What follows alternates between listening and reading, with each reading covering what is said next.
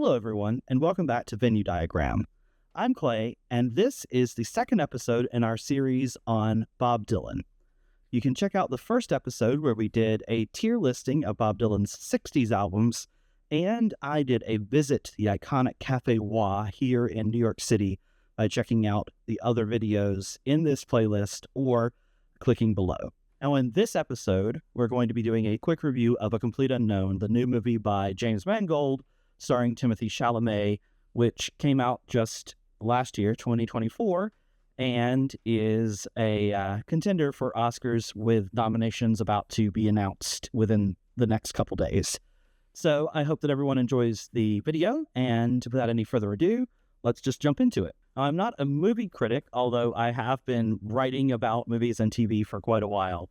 I, as I said last time, am a huge Dylan fan, and I've been taking all of these reviews of the albums and my little conversation that I've been talking about here as a pure fan perspective, and that's how I went into the movie.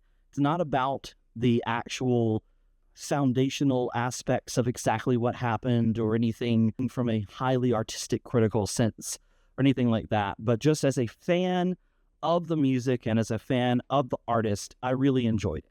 Now, is it perfect? No, but really perfect is Chalamet's embodiment of Dylan, I thought. I really loved Chalamet's performance, and I particularly loved just the way that the music was presented in the movie.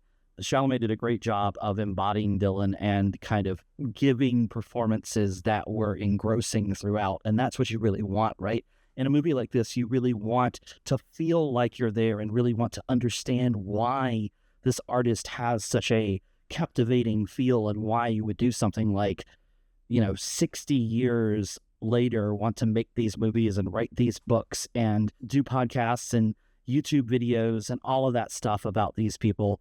Dylan just ended the 2024 leg of the Neverending Tour, and Dylan's performances, however people think about them, they've gone up and down, but there's always something captivating about Dylan's performances. There's always something captivating about Dylan's albums, and there's always something captivating about Dylan's writing and music in general. And I think that for all the liberties they took with the actual facts of the history, the way that music presented, the way that people felt about that from the very moments that Dylan showed up here in New York City in 1961, it was really great. And then the other performers in the movie were also really good. I mean, Edward Norton playing Pete Seeger and Monica Barbaro playing Joan Baez in particular were just really great.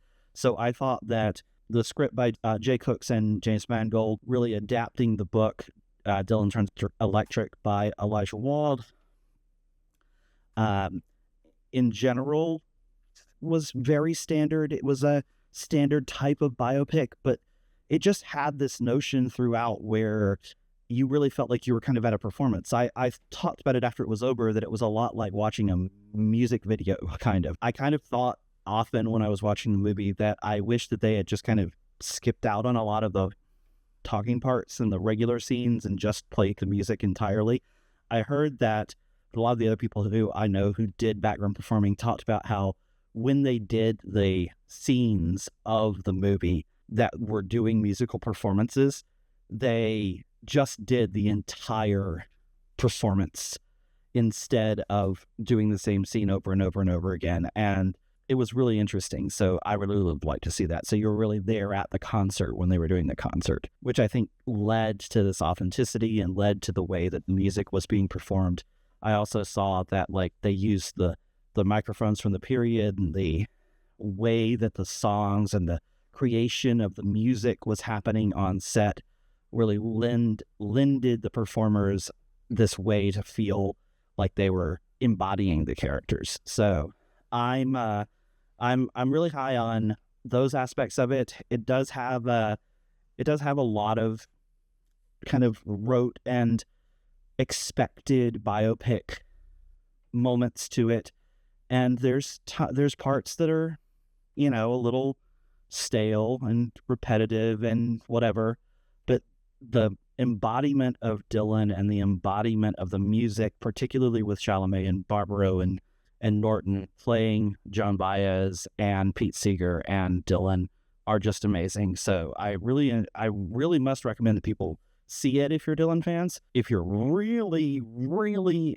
interested in the actual history, don't go into it exactly for that, because you don't have Phil Oakes, you don't have Ramlin Jack Elliott, you don't have the actual history happening the way that you want to see it as it's happening, and then they take a lot of liberties and make everything dramatic in ways that I know a lot of Dylan fans online are complaining about a lot, but I really enjoyed it. If you want to see creativity happening, then Chalamet's performance will definitely give you that. And I've seen most of the performances now that are expected to compete for the Oscar, and I gotta say, I'm rooting for our boy Chalamet. So he's definitely going to get nominated, and we'll see what happens once we get to the Oscars. Although Brody was also great in The Brutalist, so we'll see how that goes. This has been a really fun episode.